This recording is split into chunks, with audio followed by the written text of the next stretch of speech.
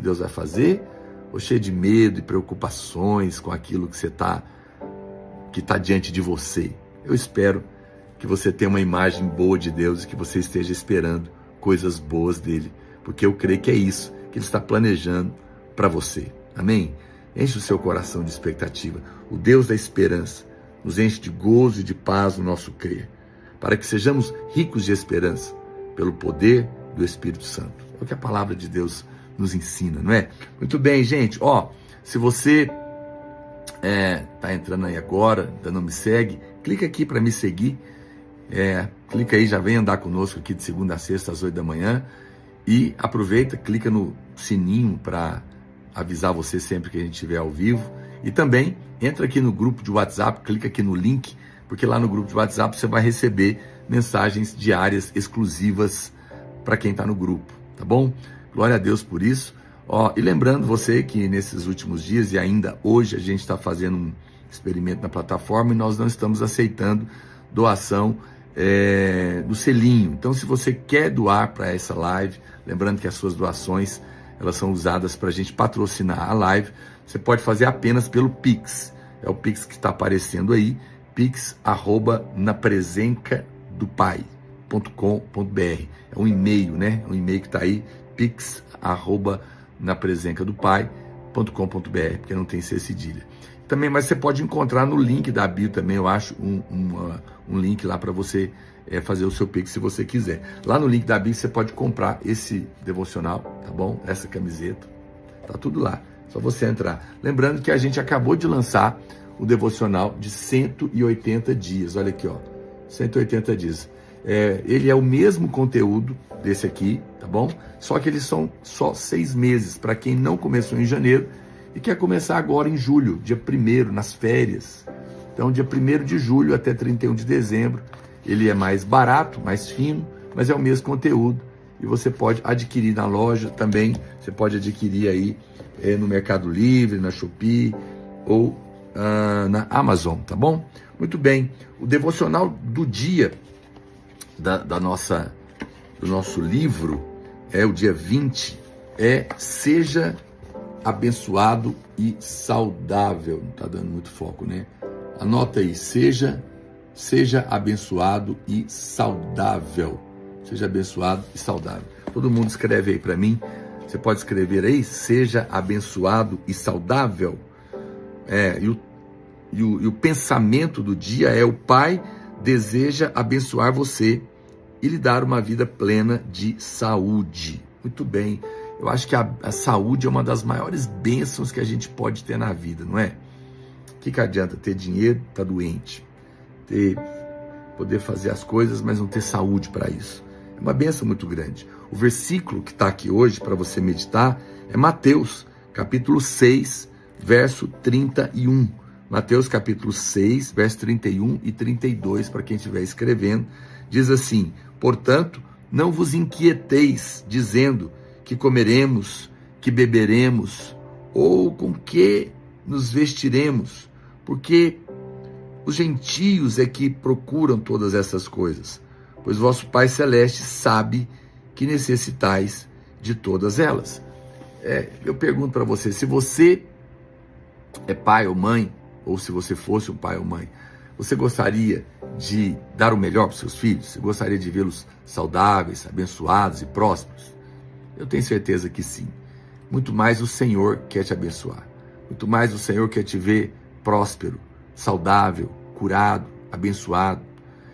Ter essa boa expectativa a respeito de Deus é fundamental, porque alimenta a sua fé, né? Olha o que diz a Bíblia em Isaías, capítulo 41, verso 10. Não temas, porque eu sou contigo. Não te assombres, porque eu sou o teu Deus. Eu te fortaleço e te ajudo. Eu te sustento com a minha destra fiel. Eu acho esse texto simplesmente lindo. Lindo. Ele está dizendo: não fica com medo, eu estou com você. Estou do seu lado. Não fique assombrado, porque eu sou Deus na sua vida. Quem poderá tocar em você? Eu estou com você, eu sou o seu Deus. Eu vou te fortalecer, eu vou te ajudar. Eu vou te sustentar com a minha destra fiel. Ele está te garantindo, ele é o seu garantidor. E isso produz fé no seu coração. É uma promessa muito poderosa. Eu sei que é fácil louvar a Deus no dia bom, mas você sabe, no dia da luta, o louvor tem mais poder. Então, se você está passando por uma batalha e não sabe o que fazer, não faça nada, faça como o rei Josafá. Entregue a batalha para Deus e louve ao Senhor. Você vai ver que enquanto você o adora, Ele vai pelejar por você as suas guerras, as suas batalhas. Amém? Então fica aí a dica para você meditar nesse texto poderoso de hoje, que eu recomendo que você faça isso, porque está realmente tremendo e poderoso. Mas eu quero continuar ainda compartilhando com você um pouco mais sobre o fluir da graça de Deus. E eu vou usar esse título aqui hoje: a graça não flui automaticamente. Você pode escrever isso? Todo mundo escrevendo aí.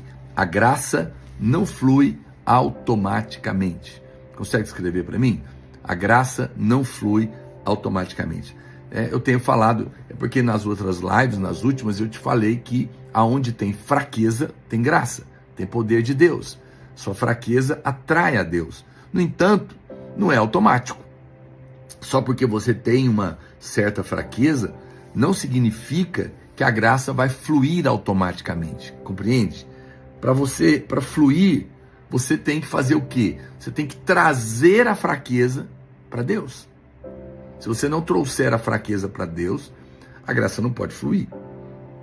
Paulo diz aqui, a gente estava lendo, deixa eu ver, aqui pegar o versículo aqui de novo, 2 Coríntios capítulo 12, verso 10, 2 Coríntios 12, 10, ok? 2 Coríntios 12, 10, olha o que Paulo fala: pelo que sinto prazer nas fraquezas, porque ele está falando, que minha graça te basta, meu poder se aperfeiçoa na fraqueza. Aí ele fala muito mais, vou me gloriar nelas. Aí ele fala no verso 10, porque sinto prazer nas fraquezas, nas injúrias, nas necessidades, nas perseguições, nas angústias por amor de Cristo. Meu Deus, será que a gente consegue chegar nesse nível? Ter prazer, Paulo, nas fraquezas, ter prazer na injúria, na necessidade, na perseguição, na angústia. Por que ele tem prazer? Porque ele entendeu que quando essas coisas acontecem com ele, a graça de Deus se manifesta na vida dele. Então Paulo fala: se glorie na sua fraqueza, porque é nela que a glória de Deus vai aparecer. Então, cada vez que alguém te insulta, você deveria dizer: louvado seja Deus. E quando você diz louvado seja Deus porque estão me perseguindo, me insultando, mais favor vai vir para você.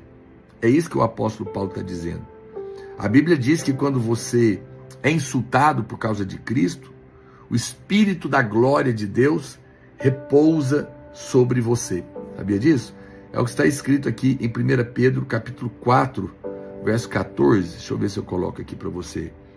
1 Pedro capítulo 4, verso 14. Olha o que diz: se pelo nome de Cristo sois injuriados, bem-aventurados sois, porque sobre vós repousa o Espírito da glória de Deus. Uau, que coisa, hein? Você nunca imaginou que cada vez que você é ultrajado, injuriado, a glória de Deus, e por causa de Cristo, a glória de Deus vem sobre você. Ou seja, Deus vê cada vez que você é perseguido por causa dele, e ele vem selar com a sua glória sobre a sua vida. Olha o que diz ainda, então, o verso 10, do 2 Coríntios 12. Pelo que sinto prazer nas fraquezas, nas injúrias, nas necessidades, nas perseguições, nas angústias, por amor de Cristo. Porque quando sou fraco, então é que sou forte. Veja, ele não está dizendo que quando ele é forte, então ele é forte. Não, ele não está dizendo enquanto sou forte, sou forte. Ele está dizendo quando eu sou fraco, quando eu estou fraco, então é que eu sou forte. Então, se você vai conversar aí com seus amigos, seus irmãos, e dizer: olha, eu tenho um problema, eu estou muito ansioso, sei lá, eu tenho tendência a ficar estressado, mas eu acho que essa é uma área onde a graça de Deus vai abundar na minha vida. Quando você declara isso, às vezes diante de pessoas que você conhece, ama, é nessa hora você está proclamando a sua fé. Você está admitindo a sua fraqueza, você não está sendo hipócrita, mas você está crendo que o favor de Deus virá sobre você. Então, o nosso problema é que nós não enxergamos o que Deus está fazendo. Você só consegue ver a luta, você não consegue ver o que Deus está por trás dela. Você só consegue ver muitas vezes o que o diabo está fazendo. Mas acredite em mim, quando o diabo está fazendo algo, não significa que Deus não está fazendo algo. Na verdade, quando o diabo está fazendo algo, é porque Deus antes começou a fazer algo. O diabo não é iniciador de coisa alguma. Acredite em mim, ele é só um reagente. Ele reage àquilo que ele vê Deus fazendo antes, no mundo espiritual. E daí ele ataca. Vou te dar um exemplo. Você se lembra quando Jesus nasceu? A Bíblia fala que Herodes, tomado por demônios, ficou sabendo mais ou menos o tempo que ele tinha nascido, talvez ali uns 2 anos, entre 1 e 2 anos, e ele mandou matar todas as criancinhas de 2 anos para baixo. Foi uma chacina, foi uma coisa horrorosa. Quem olhava a morte daquelas crianças só via o diabo matando, destruindo, é ou não é? A maldade operando. Mas você percebe que tudo isso só aconteceu porque Deus tinha entrado na terra? Porque Jesus tinha chegado? Então você vê, foi uma reação ao que Deus fez. O diabo atacou, não porque ele iniciou algo, mas porque ele viu Deus agir antes. Como ele viu que Deus se fez homem e chegou na terra e ele estava ameaçado, ele reagiu, matando as crianças. O diabo não é iniciador, ele é reativo. O diabo não sabe das coisas, ele não é Deus, mas ele percebe que Deus está agindo em uma área da sua vida. E por isso ele ataca você para você retroceder. Sabia? Quando Deus quer mover na sua vida e o diabo percebe, ele vai te atacar. Para quê? Para você retroceder, para você parar, para você não insistir. Ele vai tentar impedir você de avançar. Só que aí você não está vendo o que Deus está fazendo, você está vendo só que o diabo está fazendo, e muitas vezes por isso você se assusta e para. 2 Coríntios, capítulo 4, verso 18. Bom, pastor, o que eu faço? Não faça nada, leve a fraqueza a Deus, e você vai ver o poder de Deus se manifestar. Olha o que diz 2 Coríntios, capítulo 4, verso 18, nos dá uma recomendação tremenda. Ela diz assim: não atentando nós nas coisas que se veem, mas nas que se não veem, porque eu não estou vendo, porque as que se veem são temporais, e as que se não veem são eternas. Ou seja, o apóstolo Paulo está dizendo, não fique olhando para aquilo que o diabo está fazendo, porque o que você está vendo é temporal. Olha para o que você não está vendo, olha para o que Deus fez antes, e entenda que esse ataque do diabo é só porque ele percebeu o agir de Deus. Interessante, você sabe, no dia do meu nascimento, minha mãe estava grávida de 8 meses. E ela foi com meu avô de carro em algum lugar, e o carro estava chovendo muito, tinha uma enxurrada, e o carro apagou e não ligava mais. Meu avô falou para ela, fica aí, que eu vou procurar ajuda. Era de noite, mas ela com medo saiu atrás dele. E ela foi andando, tinha uma boca de lobo, daquelas redondas, aberta, e ela caiu dentro, batendo a barriga. 8 meses eu estava.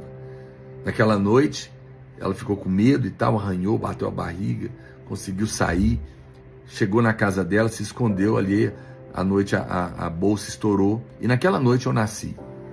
Veja, Deus me deu um ministério pela sua graça, e eu tenho podido pregar a centenas de milhares de pessoas. Eu tenho vídeos aí que passaram de 2, 3 milhões de visualizações, tive a oportunidade de pregar estádios, países, tudo pela graça de Deus. Eu nunca sonhei, nunca, jamais imaginei coisa alguma na minha vida.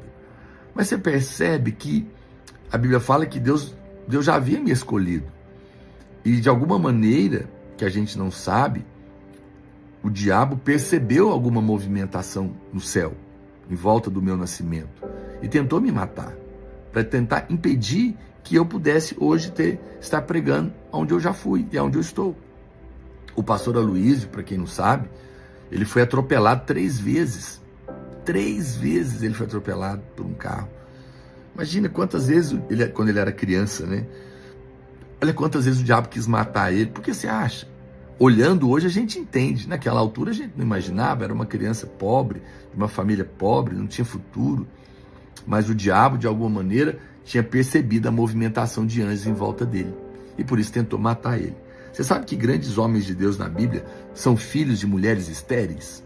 Você já percebeu isso? Já percebeu que a mãe de Isaac não podia ter filho, não é? Você vai perceber. Samuel, a mãe dele não podia ter filho, a Ana, não é? Várias crianças, as mães não podiam ter filho. É uma coisa interessante. Rebeca não podia ter filho. Grandes homens de Deus. Ou seja, o que aconteceu? O diabo percebeu que Deus tinha algo no nascimento de uma criança através daquelas mulheres e atacou para tentar impedir.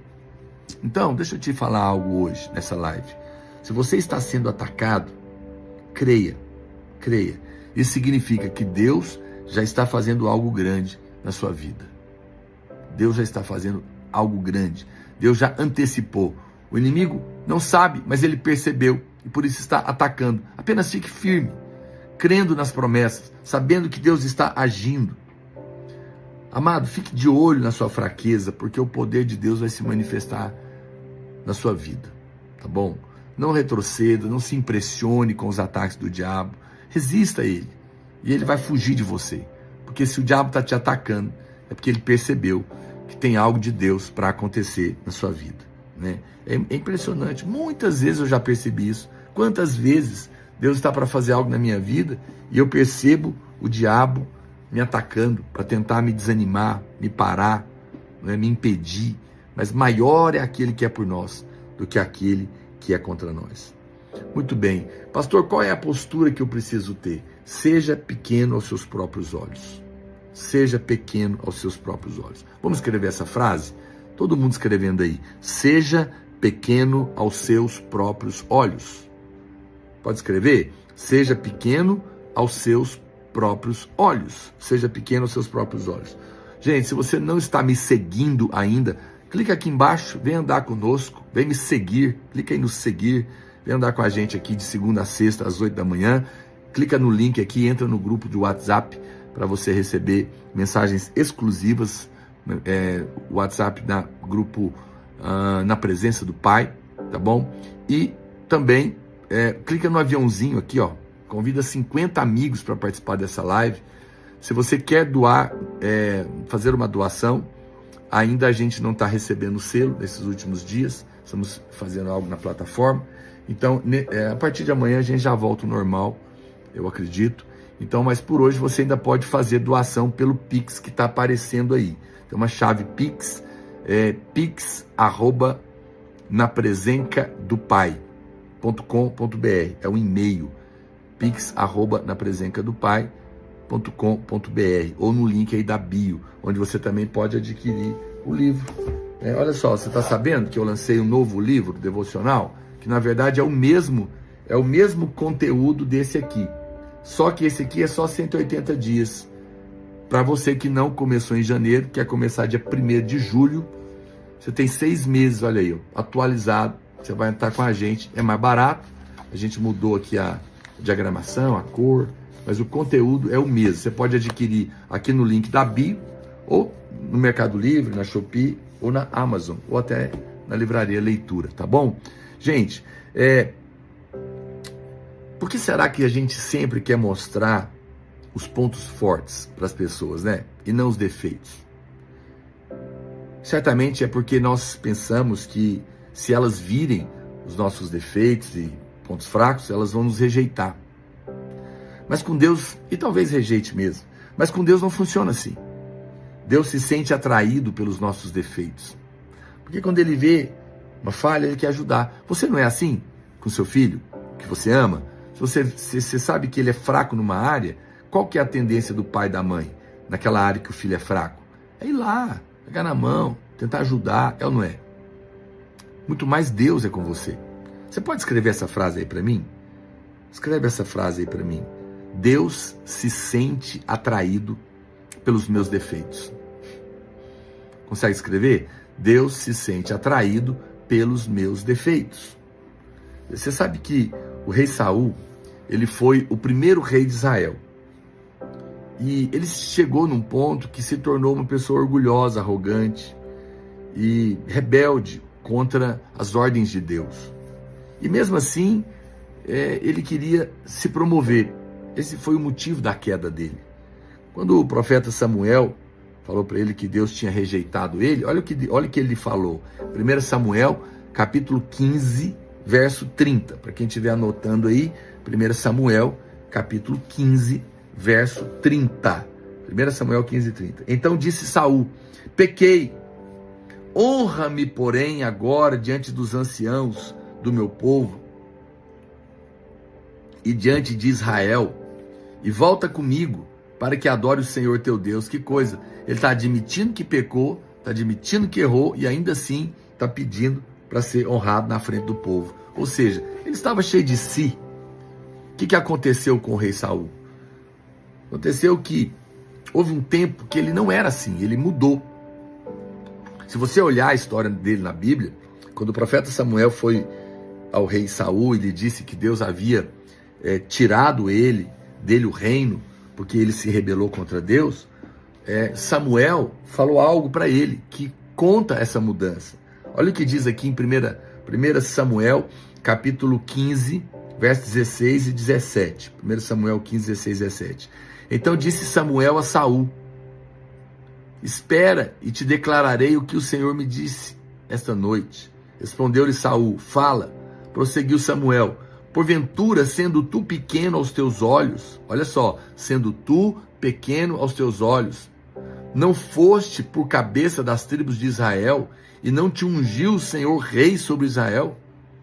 Preste atenção nessa frase, quando você se considerava pequeno. Pequeno. O que Samuel estava dizendo? Ele estava dizendo o seguinte: Saul, quando você pensava que era pequeno aos seus próprios olhos, Deus te promoveu. Mas agora que você está sendo arrogante, Ele está tirando o seu reino. Eu sei que o mundo ensina que é preciso ter autoestima, uma imagem saudável de si mesmo, e até certo ponto eu entendo o que isso significa. Mas a questão, querido, é que a igreja não é um lugar para ensinar autoestima. A igreja não é lugar para ensinar autoestima. A igreja é um lugar para ensinar estima por Cristo. Vamos escrever isso? É longo, mas compensa. A igreja não é um lugar para ensinar autoestima, vírgula. A igreja é um lugar para ensinar estima por Cristo. Quer que eu repito mais uma vez? Nota aí.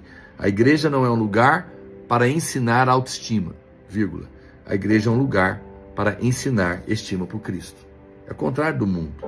Então você deve saber quem é Jesus e quem você é nele. Sim, em você mesmo você não é nada. Nele você pode tudo. Uma coisa é você dizer: posso todas as coisas em Cristo que me fortalece. Sou abençoado em Cristo, com Cristo, por meio de Cristo. Isso é se vangloriar nele. Eu sou alguma coisa por causa dele. Posso tudo nele. Aí tá certo. Você está se vangloriando nele, não em si mesmo. A outra coisa é você dizer: não, eu sou bom, eu sou bonito, eu sou cheio de talento, eu sou isso, eu sou aquilo, e isso não tem nada a ver com Cristo. Isso é arrogância. Isso é soberba. Você sabe que Tiago 4:6 diz: Deus resiste aos soberbos, mas dá graça aos humildes. Vamos escrever esse versículo? Esse versículo merece ser escrito. Todo mundo escrevendo aí Tiago 4:6. O versículo é Tiago 4:6. Escreve aí: Deus resiste aos soberbos, vírgula, mas dá graça aos humildes. Escreve aí: Deus resiste aos soberbos, vírgula, mas dá graça aos humildes. Veja que a graça é um favor imerecido. Só quando você percebe as suas incapacidades é que você é humilde. E quando você chega ao ponto de dizer: eu não posso, não consigo, não sei, é aí que o poder de Deus vai fluir. Eu costumo dizer que Deus começa quando você termina. O seu fim é o começo de Deus. Mas se você estiver orgulhoso e disser eu posso, Deus diz, você consegue fazer isso sozinho, então vai em frente. Ele não vai com você. Se você diz que pode fazer isso sozinho, Deus vai deixar você fazer. Mas se você diz que não pode, Ele vai te ajudar. Ele vai cuidar do assunto para você. Então você está conseguindo compreender aqui hoje nessa live como que a graça de Deus funciona? Veja que houve um tempo em que Saul era jovem, era humilde. Você sabe que quando ele foi ser ungido rei, Saul era adolescente. E ele correu, ele fugiu. Ninguém nem conseguia encontrá-lo. Olha o que diz a Bíblia aqui em 1 Samuel capítulo 10, verso 21 e 22. 1 Samuel 10, 21 e 22. Tendo feito chegar a tribo de Benjamim pelas suas famílias, foi indicada a família de Matri, e dela foi indicada Saul, filho de Quis. Mas quando procuraram, não podia ser encontrado. Então, tornaram a perguntar ao Senhor se aquele homem viera ali. Respondeu o Senhor, está aí, escondido entre a bagagem. Uau! Ele estava sendo procurado para ser ungido rei. Ele estava com tanto medo, não se via capaz, se via tão pequeno, que a Bíblia fala que ele se escondeu no meio da bagagem. E foi Deus que contou onde ele estava, hein? Que loucura! Ou seja, houve um tempo em que Saul nem queria ser rei. No dia que foram coroá-lo, o que ele fez? Ele se escondeu no meio da bagagem. Ele não queria que ninguém encontrasse ele, porque houve um tempo que ele era humilde, ele não era arrogante. 1 Samuel, capítulo 9, verso 2, 1 Samuel 9, 2, olha o que está escrito.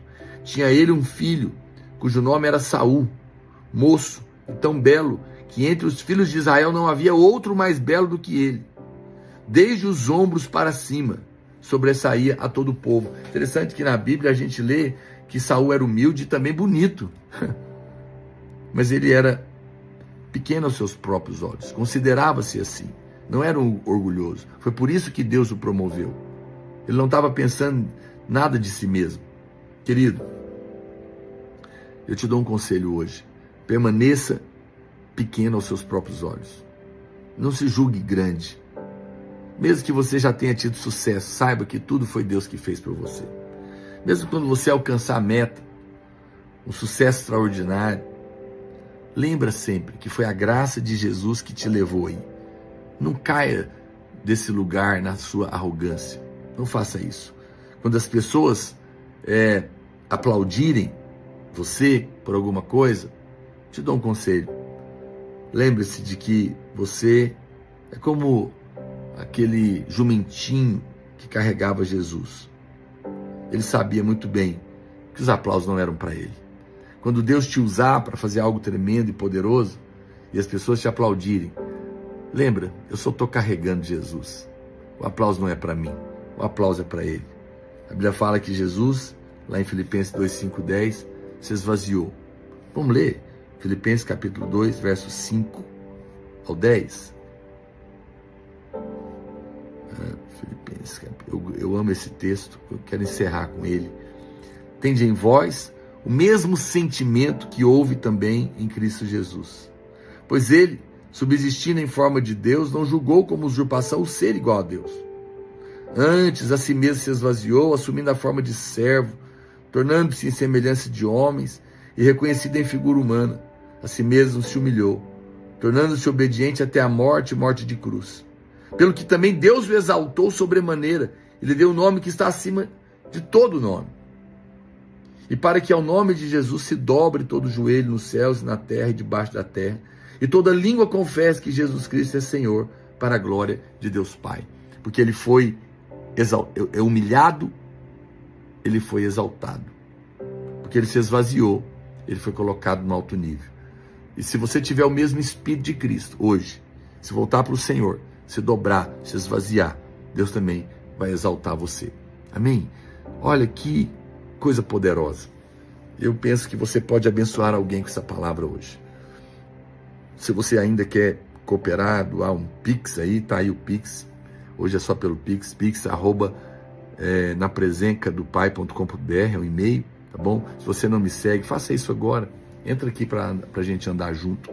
Do mais, eu quero orar por vocês, quero que o Senhor te ajude a não permitir nenhuma arrogância, mas te leve para entregar a sua fraqueza para Ele, e então ver o seu poder se manifestar na sua vida. Pai, eu abençoo a vida dos meus irmãos. Eu oro por eles. Oro para que sua graça se manifeste na sua fraqueza.